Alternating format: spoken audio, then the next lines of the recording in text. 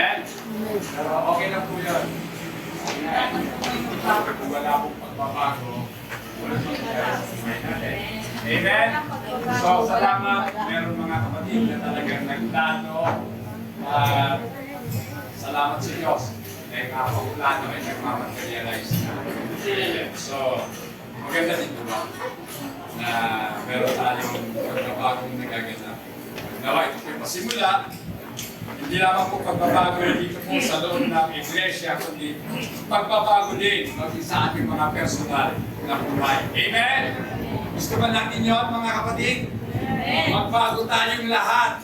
Ang pagbabago patungo po sa lalong ikabubuti po natin. Amen? So tayo po lahat ay upo at tayo po manalangin. So, nagyayaan po natin ang banal na presensya ng ating Panginoong Diyos sa ating makikinig ng kanyang mga salita. Panginoong Jesus, po, kami po ay lumalapit sa iyo, humihingi ng iyong gagawin, Panginoon.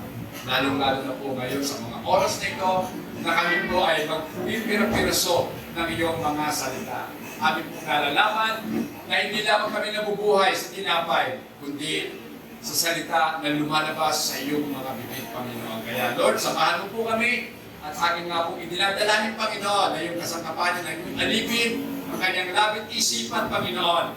Ito nga po ay maging pagpapala. Magamit mo nga po para sa ikalalago pa ng iyong mga anak na naririto.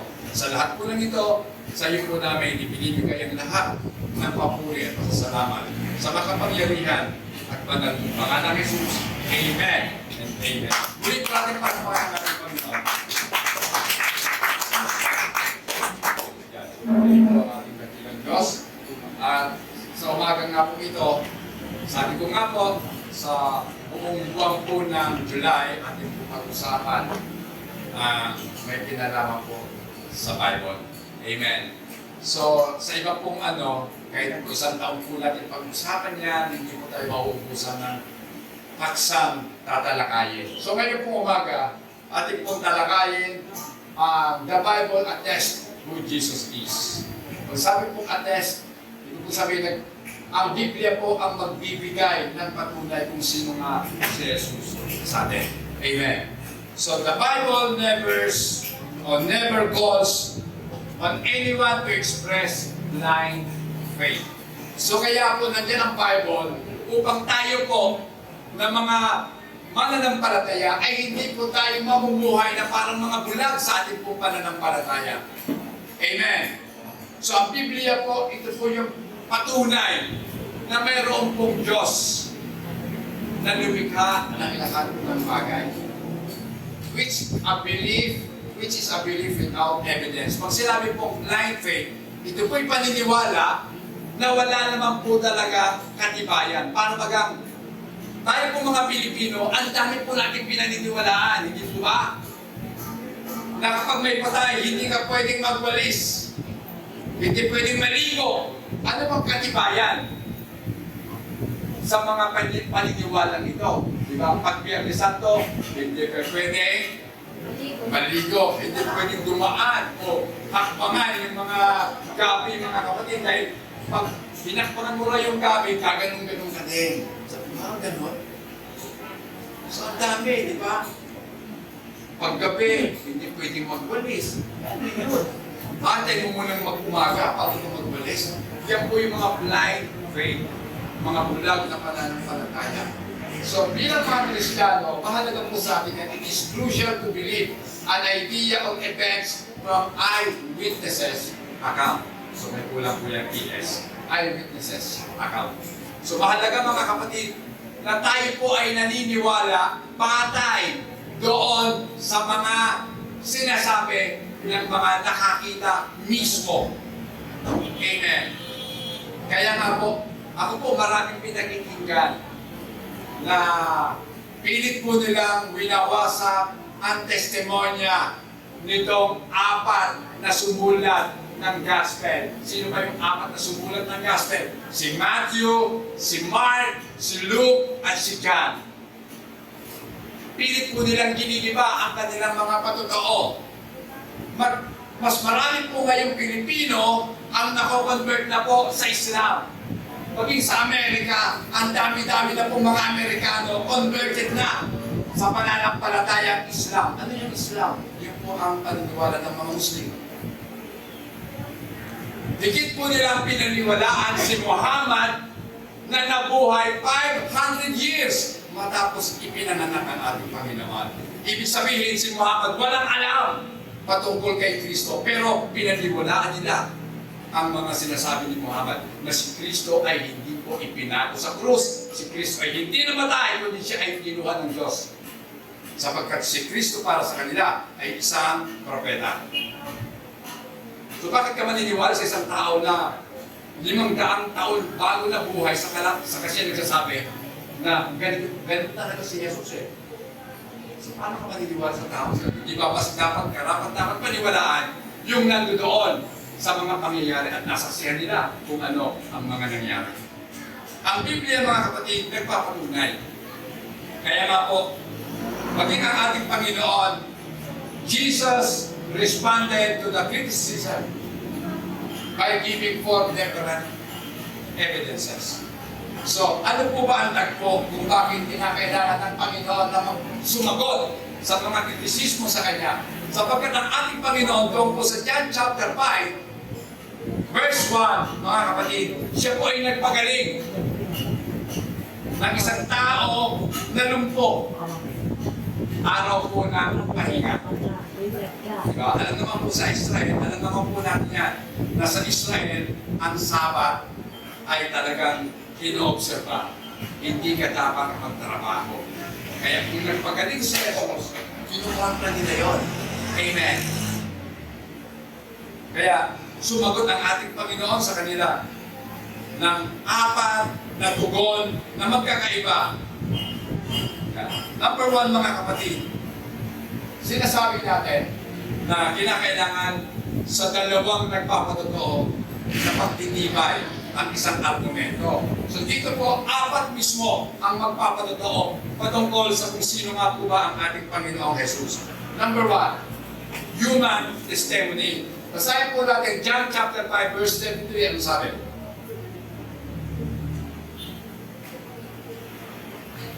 John 5:33.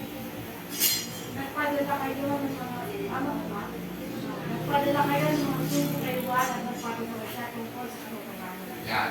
You have sent to John, and he has borne witness to the truth. So ito po, si John. Sino ba yan si John? Si John the Baptist, mga kapatid. John the Baptizer. Siya po ang nagpapatotoo kung sino nga po ba talaga itong si Jesus, mga kapatid. So, John the Baptist told the truth and died telling the truth. Pansinin niyo, mga kapatid, ha? Itong si John, nagpapatotoo siya. Wow, nice na. So itong si John, nagpapatotoo patungkol sa ating Panginoong Yesu Cristo. At siya nga po ay nagsasalita patungkol sa ating Panginoon. Yan. Ayan, tingnan niyo, mga kapatid, ha? John the Baptist told the truth and died telling the truth. He gave his life to prepare the way of the truth. Yan po sinasabi sa aklat po ng Isaiah, Isaiah 40 verses 3 and 5.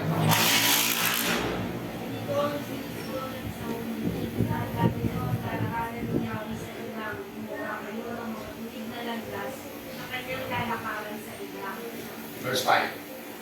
Makakaya ng kaluwalhatian ni Yahweh at makikita na unang lahat ng tao. Yahweh mismo ang nagsabi nito. Okay, so ito pong si John, siya po ay nandoon pa lamang sa Old Testament, sa panahon po ng propeta si Isaiah, inihulan na po ang magiging buhay nitong si Juan Bautista. Siya po ang mag-aayos ng daraanan ng katotohanan. Dahil alam naman po natin kung sino ang katotohanan, hindi po ba? Si Jesus Christ. Dahil sabi ng Panginoon, John 4:6, I am the way, the truth, and the life. So siya po yung way, siya yung daan ng katotohanan. Amen. Kung gusto po natin makarating sa katotohanan, si Kristo po ang ating paroonan. Amen. Hindi kung kani-kanino. Hindi ka pwede magtanong kung kanino. Magtanong ka kay Kristo. Sapagkat siya ang kasagutan sa lahat ng ating mga katanungan. Amen. Alapakan po natin ang ating so, we could search through all the history and find a more credible than John the Baptist. So, kung salikskin po natin, kung ating pag-aaralan ang buong kasaysayan para lamang mapagtibay na totoo ang mga sinasabi patungkol kay Kristo, puntahan natin si John the Baptist, mga kapatid. Amen. Siya po ang magpapatunay na si Kristo ay Diyos. Amen. Okay, puntahan na po natin. Pangalawa, ang mga gawa, the works. So, unang patotoo, testimonya po ni John the Baptist. Ikalawa, mga ginawa ng ating Panginoon. John chapter 5 verse 36, ano sabi? Ang ikway magkatunan mo sa akin, at sa pagkakaroon ng buhay, ang mga gawang pinapagawa sa akin ng Ama, kaya kung namang ginaganap, ang nagpapatuloy na akong sinusunod. Yan. Maliwanag po sinasabi dito. But I have a greater witness than John's. Meron akong mas dakila pang patotoo kaysa sa mga patotoo ni Juan. For the works which the Father has given me to finish. So ito po yung mga gawa na kinakailangan gawin sapagkat pinagagawa sa Kanya ng Ama. The very works that I do bear witness of me. So ibig sabihin, ang mga gawa ng ating Panginoong Yesus mismo ang nagpapatunay kung sino siya. Sapagkat ang kanyang mga ginagawa ay hindi po ordinaryong mga gawa. Ito nga po ay mga himala. Amen. Pag sinabing himala, lagpas pa sa ordinaryo. Amen. Kung kinakailangan may labagin na batas ng kalikasan, lalabagin ng ating Panginoon para lamang mapatunayan na siya ay makapangyarihan Diyos. Amen. So yung mga gawa niya, so the works, mga kapatid, ay nagpapatotoo. Through direct observation, Jesus demonstrate His inherent power. So kaya nga po mga kapatid, kung atin lamang gagamitin ang 5 senses natin, di ba? Lahat naman ng tao, meron pong 5 panggama. May pandama, may paningin, may pandinig, panlasa, ano ba? Ano bang kulang? Pangamoy, okay. So 5 senses, mga kapatid. Kung gagamitin natin yung 5 senses na meron tayo, makikita talaga natin na mayroong Diyos na nagkikita ng ating bagay. Pakibasa nga po. Deuteronomy chapter 10 verse 21. Sabi? Sa lamang ang dapat na sumusunod, siyang Diyos, ang gumawa ng marami at kakilap-labot ng mga bagay na hindi matanggihan. He is your praise. Yan. And He is your God. Siya lamang ang inyong papurihan sapagkat siya ang inyong Diyos who has done for all these great and awesome things which your eyes have seen.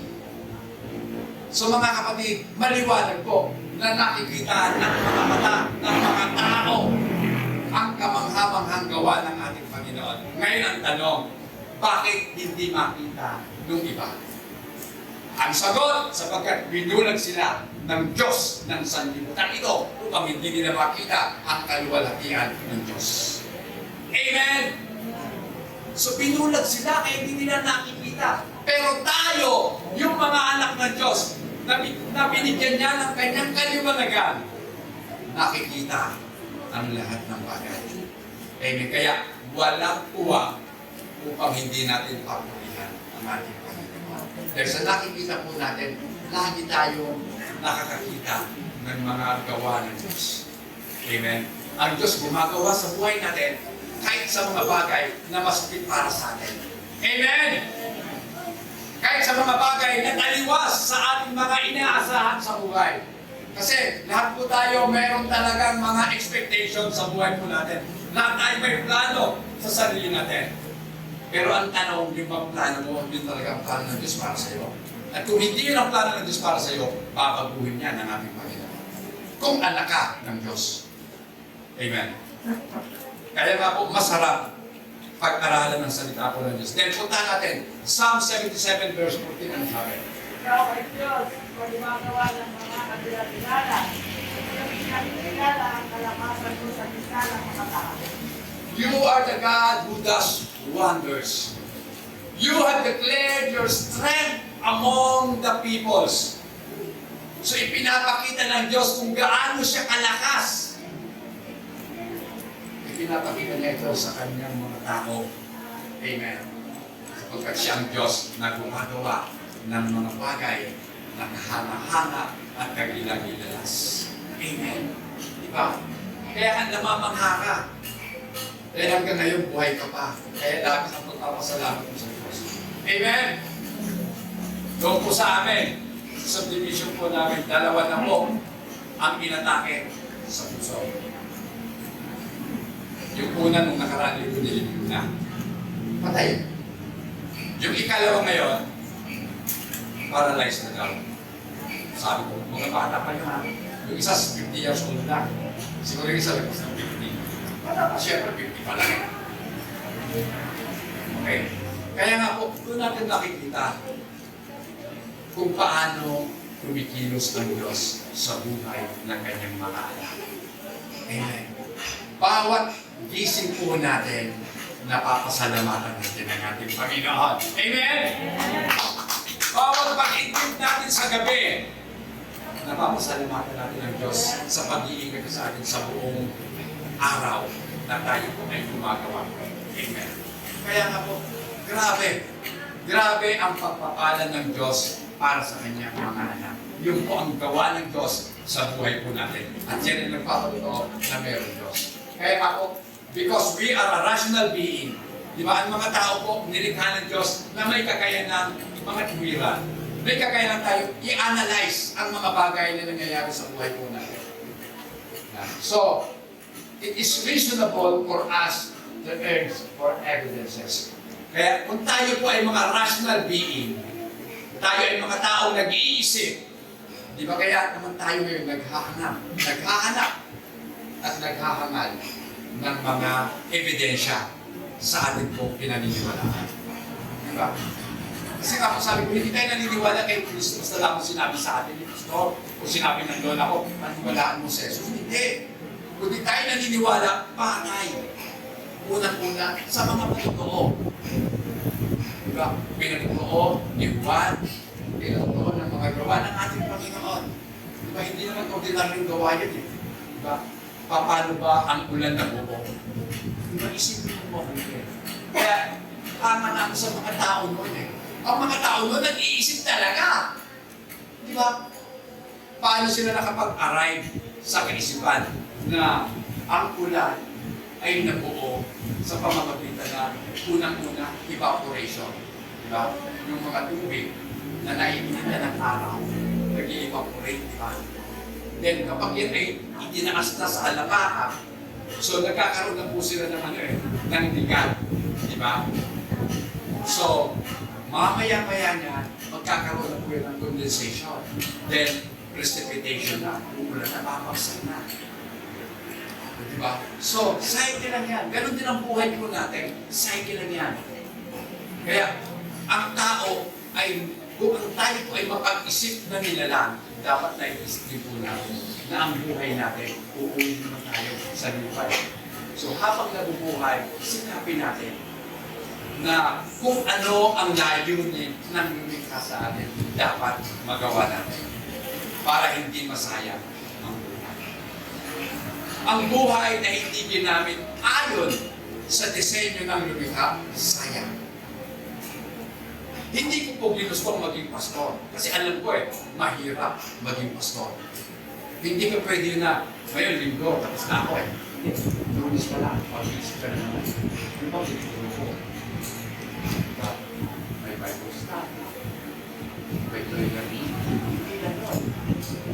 Araw-araw, kailangan mo mag-post na ano nga namang gagawa ka ng pastor? Hindi mo pinag-aralan, hindi mo pinag-aralan sa Diyos kung ano yun. Mga pwede mong i-relay doon. Lahat yun. Pinag-ditirapan ng pastor.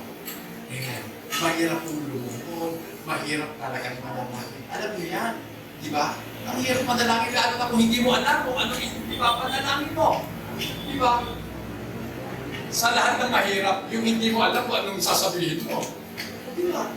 Tapos may nagtanong pa sa'yo, Pastor, tulungan mo naman. May problema ako. Problema ko kapatid. Isa sasabihin, tatapatin na kanin kita, pagdating sa pera, huwag ako ha. O, kasi ako din wala. O, pero kung ano mang bagay yun, kaya natin pag-usapan. Dalhin natin sa paanan ng ating Panginoon. Check! Then, pangatlo mga, ay, hindi pa pala. Meron pa. Pakibasa po. Romans chapter 1, verse 19. Sige po.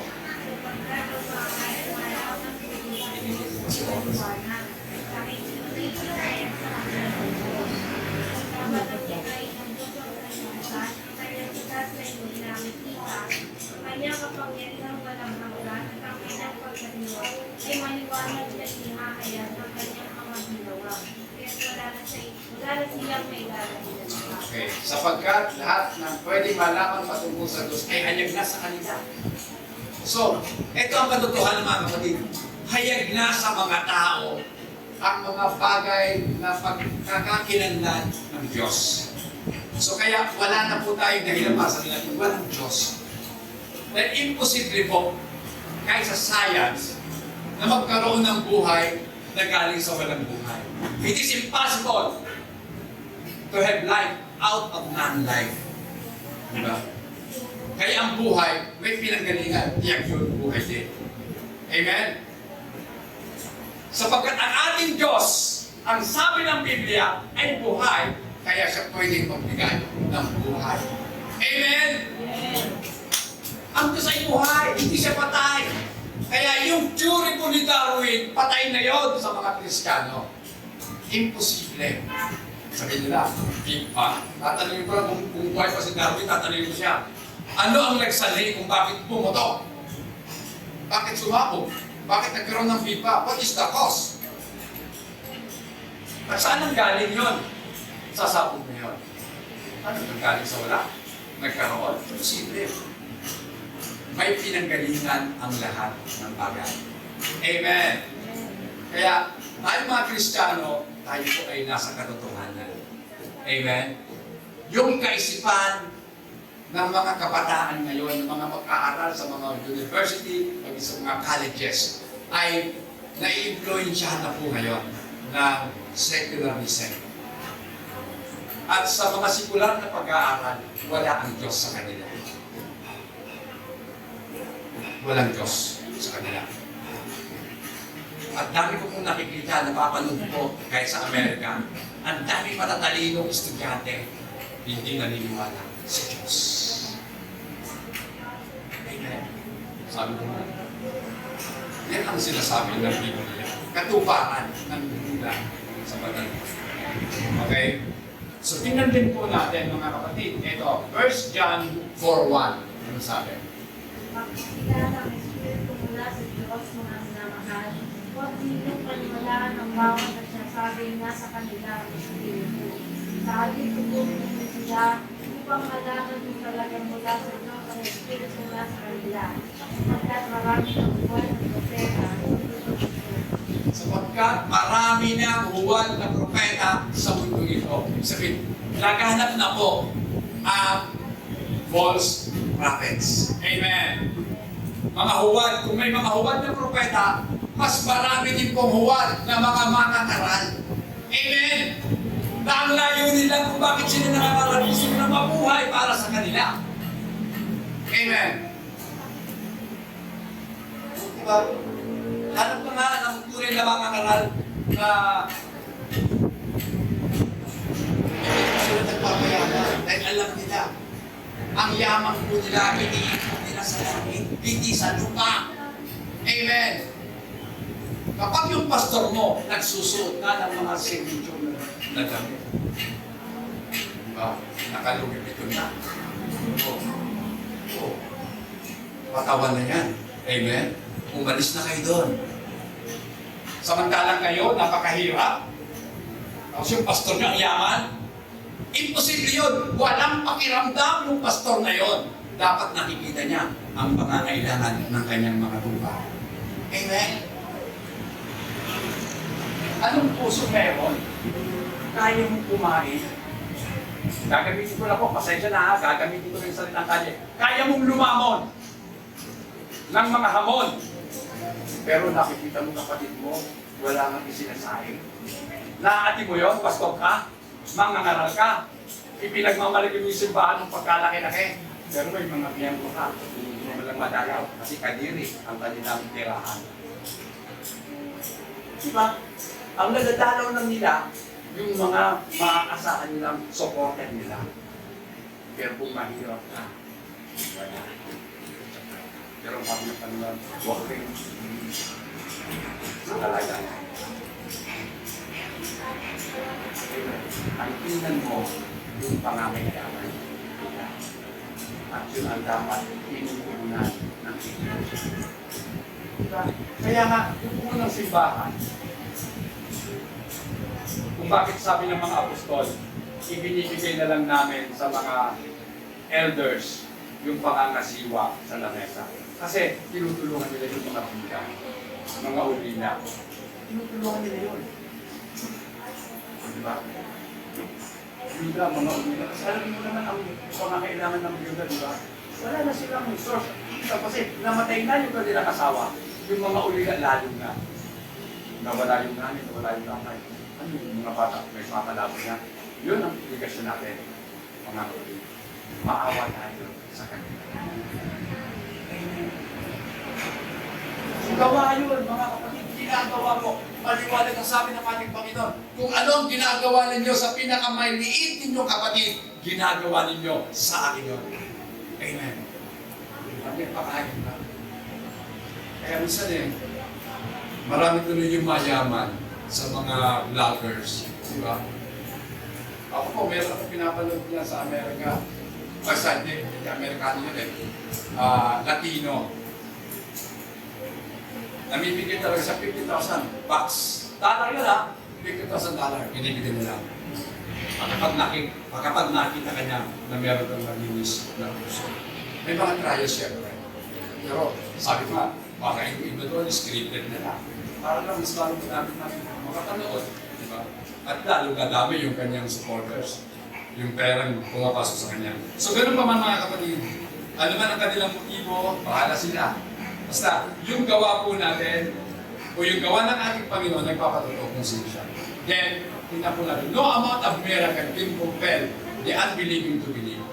Kahit nagkaano pa kadaming himala ang gawin mo, kung ang tao ay hindi talaga nakatakdang maniwala, hindi siya maniniwala. Amen? Diba? Kahit anong convincing, sabi natin ka na sa amin. Diba? Kung ayaw ng Diyos na aatinin Diyos, hindi sila a-attend. Diba? Nakita niyo si Sister Grace. Hindi naman natin kinumpita yun, diba? Tumaan lang dito. Simbahan ka rin. Makakot ka na. Ang aga-aga ko nung linggo yun. Tapos nandiyan na siya nakaupo. Pastor, ay, hindi po pala. Hindi niya alam na pastor ako Pwede po bang makasampal niyo sa akin? Wala naman po. Ako po ang pastor niyo. Pwede po. So, yun mo, ang aga-aga niya nandiyan na agad. So, sa labas. Walang nangyayari. Pero ang Diyos ang nagdala. Dahil anak na siya ng Diyos. Amen. Kaya, dito natin mapapatunayan. Ang tunay na anak ng Diyos, hindi pwedeng kaligtaan ang makipagtipon. Amen? Para sa Kanya, hindi siya mabubuhay kung walang linggo sa buhay niya. Amen. Dahil ito na ang panahon para tayo magkatipon-tipon at mag-usap sama-sama sasamba sa ating Panginoon. Amen. So, number 3 mga kapatid na ebidensya or witness, the Father. Isipin nyo ang Diyos mismo nagsalita na. Okay, the Father. Pakibasa, John 5:37 hanggang 38. Basa. Okay, madala. And the Father Himself who sent me has testified of me. You have neither heard His voice at any time nor seen His word. 8 or 38. But you do not have His word abiding in you because whom He sent, you did not believe. Maliwanag. Ang Diyos mismo nagpapatotoo patungkol sa Kanyang anak. O di ba, Pastor? May Diyos, tapos may anak. Wala naman po tayo ano doon eh. Wala tayong karapatan para salungatin yun dahil yun ang nakasulat. Pero kung uunawain po natin mabuti, ito po mga kapatid ha, tingnan natin.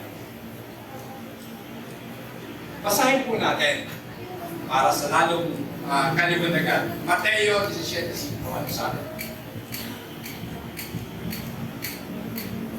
Matthew 17:5. Sige po. Ako nagsasalita ko si Pedro, hindi man sila ng napakaliwanag na ulap.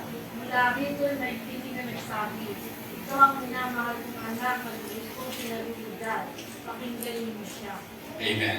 Then puntahan natin yung Matthew chapter 3 para maintindihan natin mabuti. Verse 17. 3:17.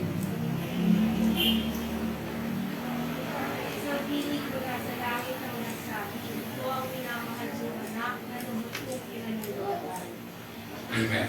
Ito ang pinakamamahal kong anak na lubos kong pinalulutan. So mga kapatid, nakalimutan ko isulat yung isa pang verse na sabi, pakinggan niyo siya. Hear him. Amen. So, kaya nga mga kapatid, ito yon. Bakit ang ama mismo nagpapatotoo sa kanyang anak? Doon po sa Matthew 3:17, ito po nung binautismuhan ng ating Panginoong Yesus. Nabuksan ang langit. At may bumabang kalapate o anyong kalapate yung po ang banal na Espiritu. Dumapo sa ating Panginoon. Ngayon ang tanong, bakit ganoon? Tapos binalagay pa silang pinig mula sa langit. Ito ang sinisitang anak na ating pinanulutan. So, bakit po nangyari yun? Kasi nga po, hindi alam ni Juan Bautista kung sino ang kanyang binabautismuhan. Kaya ito yung matotoo para kay Juan Bautista. Para malaman niya na ito parang binabautismo na ito yung anak ng Diyos. Amen. At dapat natin siyang pakinggan. So dapat natin pakinggan si Jesus. Yan ang sabi ng Ama. Kaya nung sinabi ni Jesus na ako at ang Ama ay iisa, bakit hindi nila pinakinggan? O di ba? Bakit ayaw nila paniwalaan si Jesus at pinapaniwalaan nila yung mga pastor nila, yung mga Bible school nila nagsasabi na magkaiba ang Ama, iba ang Anak, iba ang Espiritu. Maluwag na sabi ni Jesus. Ako at ang Ama ay isa. Ito pa, sabi pa ni Jesus kay Felipe, Felipe, nagkakat magkasama. Pero bakit hinahanap mo sa akin ang Ama? Di ba Felipe, ang nakakita na sa akin, nakakita na sa Ama. Ibig sabihin, makikita mo ang Diyos sa mukha ng ating Panginoon. Amen. Dahil sila ay iisa lang. Ang Ama at si Jesus ay isa. Ganon din naman ang Espiritu. Sapagkat ang Espiritu ay ang Espiritu mismo ng katotohanan. Sino ang katotohanan? Si Jesus ang katotohanan. Kaya yung Holy Spirit na nasa sa'yo, Espiritu po yan. Kaya paliwanag na sa ating Panginoon, hindi ko kayo iiwang ulila. Diba? Nung siya umakyat sa langit, ano sabi niya? I will not leave you orphan. Susubuhin ko sa inyo. Ang Espiritu sa inyo. Kasi siya gusto nyo. Amen. At anong gawain ng Espiritu para ipaalala sa akin ang kanyang mga sinasabi? Ang kanyang mga pinagawa. Okay, number 4. Dito tayo talaga. Ito ang ating bibigyan ng diin. The Scripture. Diba? Sa ating pong binasa kanina, John chapter 5, verse 39. Ang kasulatan ang nagpapatotoo tungkol kay Kristo. Dahil ang mga Israelita, sinesearch nila, pinag-aaralan nila ang banal na kasulatan. Dahil umaasa sila na dito nila patatagpuan ang buhay. Tama? Pero sabi ng Panginoon, ang mga kasulatan yan ang nagpapatotoo patungkol sa akin. Amen! Hindi po sa Biblia magkakaroon ng buhay ang tao, kundi sa kung sino yung Diyos na pinapatotohanan nitong Bibliang hawak ko. Amen! Akala kasi ng iba, itong Bible may magic. ginagawa nila, pag may sakit, pupunan ng buta. Panginoon, salamat, pinagaling ako. Hindi po ang Biblia ang nagbibigay kagalingan. Para naman po sa kaliwanagan. Klaro? Sister Jen, klaro. Huwag kayong sasagot ng recto, ha? So, klaro talaga. Okay, klaro yun. Ang Biblia, hindi po ang makakapagligtas sa tao. Kundi ang Biblia ay ginagamit ng Diyos para patutuhanan lamang kung sino talaga si Kristo. Amen. At si Kristo ang tunay na tagapagligtas po natin. Amen? So, ang Biblia po, tinatawag po itong the written Word of God. So, the Lord divinely inspired the authors of the respective books. So, lahat po ng sumulat ng Biblia, o sumulat ng mga aklat sa Bible, almost 40 yata sila, 40 na mga writers. Ang sinulat nila, 66 books. Marami pa din. Lahat po sila inspired, kinasihan ng banal na Espiritu.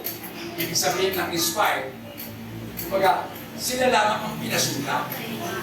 Pero taglay pa rin nila ang kanilang kakaniyahan. So hindi naman ina-alter yung pagkatao mo ng Espiritu ng Diyos. Kung ikaw ay komedyante ka. Pero masusulatan ka ng Diyos. Hindi para sa komedya mo. Papasunod sa iyo ang kanyang mga salita. Pero makikita sa sulat mo kung anong klaseng pagkatao mo. Amen? Kaya kasi Pablo, ibang klase pagsulat kaysa kay Pedro. Kasi si Pablo, intelihente. Diba? Si Mark, intelihente. Ay si Luke, siya po ay manggagapon. Physician. Kaya na meron tayong St. Luke's na pangalan. Diba? Kasi si Luke, doktor. Okay. So, the fact that Jesus is the incarnate Word of God has a significant theological implication.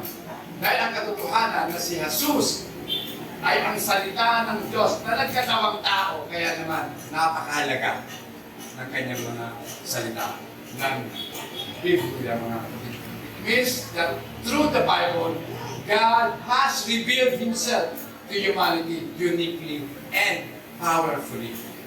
So ipinahayag ng Diyos ang kanyang sarili sa pamamagitan ng Biblia, kakaiba ang kanyang pahayag. Bakit kakaiba? Bago ka maniliga sa liputan, may plano ng Diyos. Bago ka maniliga sa liputan, nasa isip ka na ng Diyos, pinili ka na ng Diyos. Nakasulat na ang pangalan mo sa aklat ng liputan. Bago ka pa, pangalan. Amen. Kaya nga po, uniquely, diba? Ito ng kanyang kapanganakan, virgin birth. Kaya ngayon, pag may dalado may buntis, virgin birth yan. Ha? Ano po ka ngayon? Bakit hindi ka lang? Amen? Wala nang virgin birth, isa ngayon. Isa lang mangyari para lang may panganak si Jesus. Kaya nga walang kasalanan. Diba? Kasi mga kapatid, ang totoo, kaya ang babae nagkakaroon ng binhi, may nagbigay. Diba? Ang binhi galing sa lalaki. Tama? Nagbigay ang lalaki, kaya nagbunga. Tama? Si Jesus, siya ay lalaki ng madalas. Kaya ako sinless. Kaya, nung inilabas si Jesus Christ, nung nanganak si Mary, virgin pa rin. Amen? Nanganak na nga eh. Siyempre, ipinanganak, hindi mo masisira ang hymen nun. Okay. Meron bang, sabi nga ng banal na kasulatan, sa Diyos, wala. Amen? Hindi nila matanggap na yung Diyos na Espiritu magkakatawang tao. Hindi nila maisip kung bakit, kung paano. Pero ang sagot kung bakit sinipan nagkatawang tao para tayo ay tubusin. Sapagkat ang Espiritu ay walang dugo. Sabalit ang laman ay dugo. Sapagkat nasa dugo natin ang buhay natin. Amen. Kaya nga, ito po, sinasabi ko dito. Next po. Next tayo. Tatalakayin na po natin yung scripture. Kasi, Bible ang topic po natin, di ba? The Jews thought they had eternal life because of devotion to reading and studying. They were searching the scripture. So lahat po sila, ang mga Hudyo, di ba bata pa lang sila, tinuturuan na sila na kinakailangan na nilang saliksikin ang banal na kasulatan. Isang bagay ang nakita ko po sa mga Hudyo, bata pa sila, alam na nila ang kasulatan. Binabasa na nila. Diba? Sabi nga din sa isang talata, pagkagising sa umaga, pinag-uusapan ng Diyos. Diba? Sa Deuteronomy yun chapter 6. So, paggising sa umaga, habang naglalakad ka, habang nakaupo sa bahay, bago matulog, pinag-uusapan ng Diyos. Lagi sinasabi, Hear, O Israel, the Lord our God is one Lord. Lagi yan. Kaya, yung mga batang Israeli, mga kapatid, alam na nila nakapasok na. Baga, hinubog sila sa aral na meron lang isang Diyos. Amen. Kaya nga sinasabi nila, kaya daw hindi naniniwala ang mga Israeli sa Christianismo kasi ang Kristiyano nagtuturo na 3 person. Hindi rin naniniwala ang mga Hudyo sa 3 person. Hindi ang nila. Kung bakit hindi sila naniniwala? Kung bakit hindi sila naniniwala? Kasi temporarily, talagang sinaga ng Diyos na hindi sila maniwala. Pero dati ng panahon, maniniwala din sila sa ating Panginoon. Amen! So talagang nakamulan Kaya nga po, they thought that their ritualistic reading and of Scripture would merit their eternal life. Sa paniniwala po kasi nila, na sa kanilang pagbabasa ng banal na kasulatan, magkakaroon sila ng buhay na walang hanggan. Diba? Totoo lang naman yun Kahit naman tayo, sabi ko sila, sabi mo, magbasa. So, binabasa ko ang Biblia. Pero ako, hindi ko po pinagmamalaki na nabasa ko ito ng buo. Kasi paano wala naman, kahit mabasa mo ng buo yan, kung hindi mo naman naiintindihan ang pinasa mo, useless. Magmamalaki ka lang sa sarili mo. Ako, several times nabasa ko na ang buong Bible. Wow! Siguro ako hanggang sa mamatay. Bakit hindi ko mabasa niya kami? Kasi bakit ko mabasa? So, hindi ka po nabasa.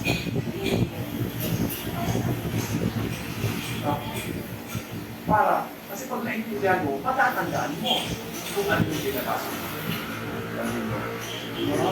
Nag-vote ka na sa Bible verse, pag-vote sa isang Diyos. Alam na natin, I and my Father are one. Diba? John 10:30. Napakasarili memorize, no?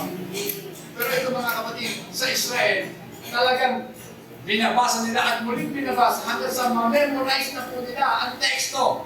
But, did not understand what it says. Hindi nila maintindihan kung anong sinasabi. They knew what the scripture said, but missed the point or meaning.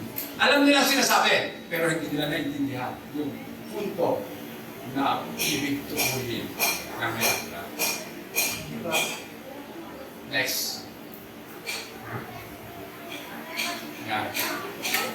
For all their searching, they refused to do what is required.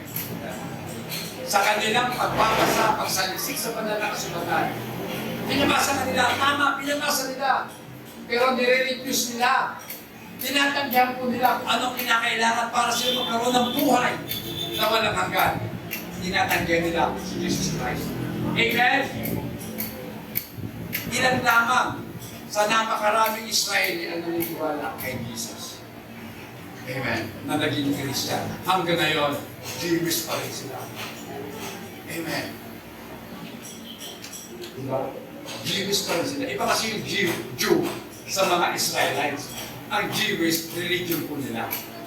Amen.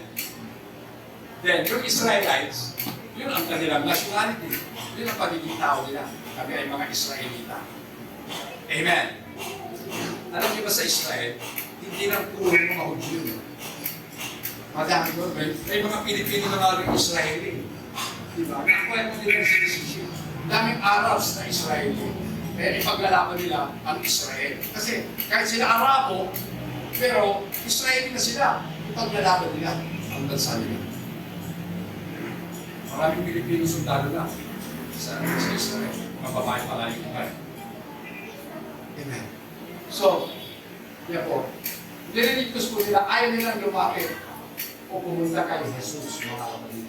The one whom they were looking for is standing before them. Ang hinahanap nila na buhay na walang hanggan, yung sinasaliksik nila ang buong kasulatan para lamang masumpungan ang buhay na walang hanggan. Hindi nila alam, nasa harapan na nila. Amen? Kaya sabi nga ng Panginoon sa Revelation, ako'y kumakatok sa inyong mga pupuan.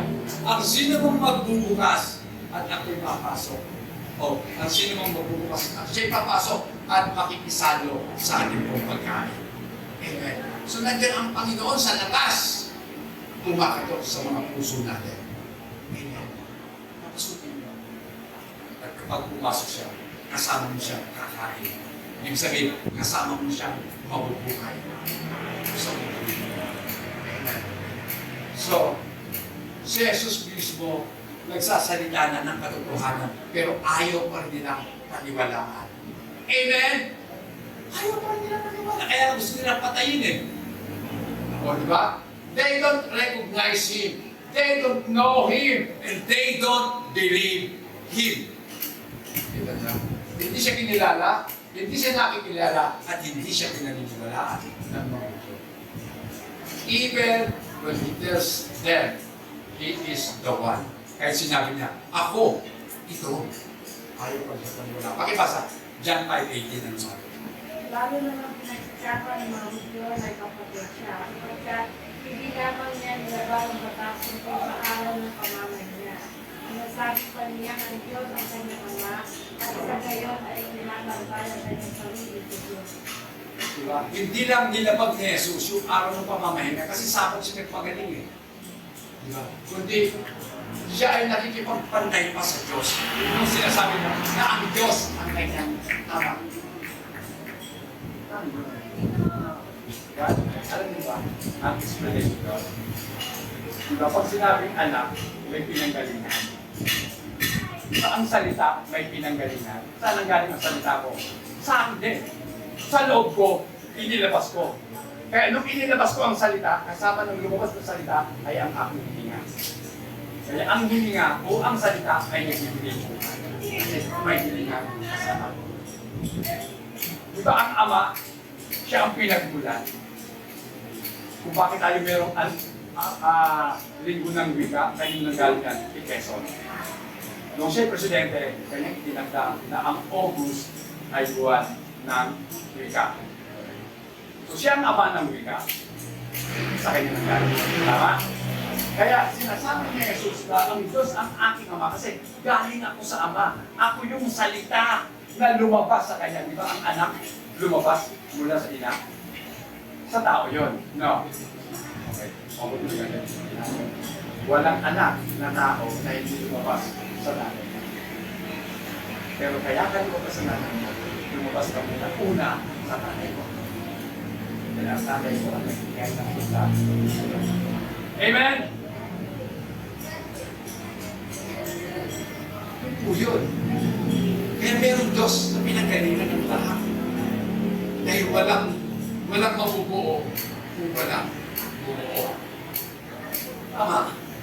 Walang mabubuo kung walang mabubuo kung walang nagbuo. Okay. Next pa. For all their reading and studying of the Scripture, they were blind and deaf, like what Jeremiah had said.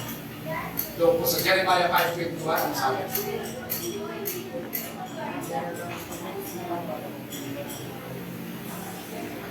Kayo mga hindi ba may naman makakita na nakapay na kayo. Okay. Hear this now. Oh, foolish people. Pakinggan nyo ito ngayon. Mga taong hangal. Sabi. Bakit hangal? Kasi wala silang pangunawa. Without understanding. Who have eyes and see not. May mata nga kayo, hindi naman kayo nakakakita. Everything hindi naman kayo nakakarinig. Kasi kayo na mabingin. Sabi ng Diyos sa pamamagitan ng propetang si Jeremias. So, yan po yung katotohanan na ang daming tao. The scripture testify about Jesus, but they did not believe the scripture. And part of them is the subject and the object of the scripture. Nasa harapan na nila yung subject kung bakit merong scripture. Yung object kung bakit ginawa ang kasulatan. Nandoon na sa harap nila yung subject sa object. Pero hindi nila nakikita. Hindi nila naiintindihan. Bakit? Kasi hindi binubog sa Diyos ang kanilang unawa. Amen? Hindi binubog sa unawa. Mahalaga kasi unawa eh. Diba? Kasi pag may pag-unawa ka, lahat magiging maayos. Diba? Yung galit mahuhupa kapag pinunawa mo yung kagalit mo. Tama? Yung tampo mo mawawala kapag hindi mo siya. Bakit? Kasi may away. Kasi hindi nagkakaunawaan. Yan ang ganda. Next. Jesus tells the Jew who wants to kill him. So ito ang sabi ng Panginoon sa mga Hudyo na gusto siyang patayin. John 5:24 ang sabi.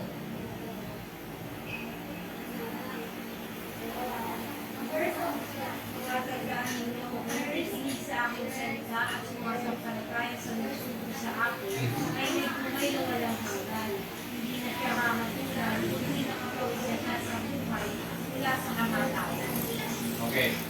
Most assuredly, I say to you, sabi ni Jesus Christ, sinisigurado ko sa inyo na kung kayo nakikinig ng aking mga salita at pinaniniwalaan dito o pinaniniwalaan ng nagsugo sa akin, ay meron kayong buhay na walang hanggan. Gusto niyo ng buhay na walang hanggan? Paniwalaan niyo ang salita ng ating Panginoon. At unawain ninyo, mga kapatid. Amen? Hearing, believing, and understanding the Word of God. And setting our hope in God. Magkakaroon tayo ng buhay na walang hanggan. Next. Tingnan niyo ang buhay ni Timothy at ng Pariseo. Si Timothy, kilala po natin, siya po yung tinuturuan ni Paul. Ang mentor niya si Paul. So itong mga Pariseo, sila po yung mga, masyadong legalist sa kanilang mga religion o sa kanilang paniniwala. So, pareho sila nagpapasa at nagsasaliksik sa kasulatan.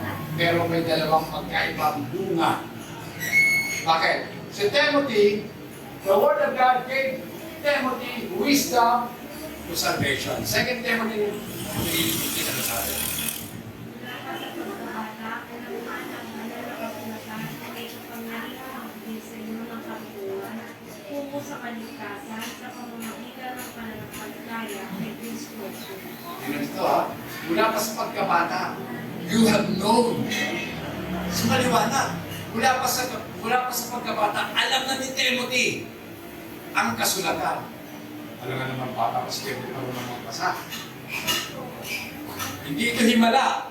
Ito po'y gawa ng kanyang ina at ng kanyang lola. Tinuruan maigi ang bana. Amen? Kaya tayong mga nanay, tayong mga tatay, tayong mga magulang, obligasyon natin turuan ang ating mga anak. Amen? Okay. Kaya nga, sapagkat ang banal na kasulatan ay nagpaparunong sa tao para siya'y maligtas. Amen? Dudunong na. Walang Kristiyanong mangmang. Amen? Lahat ng Kristiyano, kaya tayo nag-aaral, gusto natin maging marunong sa buhay. Amen? Next. They are hearer and not doer. Itong mga Pariseo, sila yung mga tagapakinig lang. Hindi naman talaga sila gumagawa.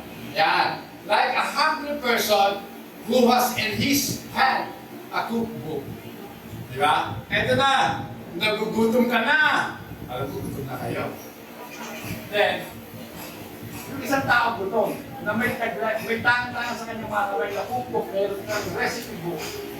Pero kung hindi ka naman kakain, wala naman magagawa kung yung hawak kong recipe book na yan para mabusog ka. Parang Biblia yan. Hawak mo lagi. Yung cellphone mo, mayroong Bible application. Pero hindi mo naman binabasa. Oh. Hindi nga lang inaalit ka bukas yung cellphone mo kasi lagi yung gamit. Pero hindi naman talaga para sa Bible. Di ba? Pero halata kasi sa paglibro, halatang hindi binabasa. Kasi ano ito po, kaya tikit-tikit pa ang kain na. Ito kasi bago pa lang ba? Medyo hindi pa lang ba? Oh. Ganun lang yun, mga kapatid. Only by eating the food, we will be healed. Tanging sa pagkain lamang tayo mabubusog. Kung nakikiamoy lang tayo, mas lalo kang mabugutom. Amen?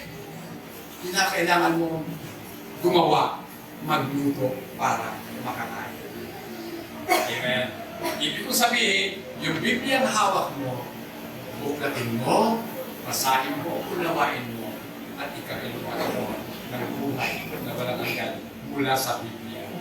Sapagkat makikilala mo kung sino ang tunay na nagbibigay ng buhay na walang hanggan. Next. Let's eat the Word of God by taking them into our minds and hearts. Putting our hope and trust in the one whom the Scripture testified, He and only He can and will save us. Punta na po natin conclusion natin, mga kapatid. With all the necessary evidence given to produce belief. So, kahit na tambakan pa tayo ng mga patunay para tayo maniwala, ito ay kumbaga paplansyahin lamang nito ang pinaka-basic kung paano na yung problema ng mga tao. Ano ang problema ng tao? Unbelief. Ang kawalan ng pananampalataya. The rejection of the one true God. They do not believe because they do not believe. Hindi sila naniniwala kasi ayaw nila maniwala. Amen. No amount of proof is enough to overcome unbelief. Okay? Pakibasa. Luke 16, yan. Sabi naman sa kanya ni Abraham, ayaw nilang pakita ng mga sulat ni Moses at ng mga propeta. Hindi nila paniniwalaan kahit ang isang patay ng hinabuhay. Diba? Kahit ang isang patay na nabuhay, hindi pa rin sila maniniwala doon. Kaya kayong mga Muslim hindi naniniwala sa pagkabuhay ni Jesus Cristo. Pero hindi naman doon siya namatay. At maraming tao hindi naniniwala sa resurrection ng ating Panginoon. Diba? Kaya nga sabi nga dito, but he said to him, if they do not hear Moses and the prophets, neither will they persuaded, though one rise from the dead. Kahit na mabuhay pa ang patay, hindi pa rin sila maniniwala. Kaya nga naalala ko tuloy sila sa mga mayaman sa sabi ng kayaman. Pareho sila namatay eh. Panginoon, amang Abraham pala, hindi naman si Christian. Amang Abraham, subuin po ninyo si Lazaro sa ating mga kapatid. Para naman sila maligtas, para hindi sila mapunta pa dito sa kinaroroonan ko. Anong sabi? Ni Abraham. Kahit na isang kapatid, hindi tama? Kahit ang isang patay bumalik para sabihin lamang totoo na may buhay sa kabila ng buhay. Hindi pa rin nagwala mga tao. Kaya no amount of truth. Hindi mo kinakailangan ng patunay para sila maniwala. Kinakailangan lamang nila na sila ay sumampalataya sa ating Panginoon.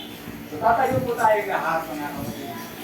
At tayo po ay tutulaw sa ating Panginoon.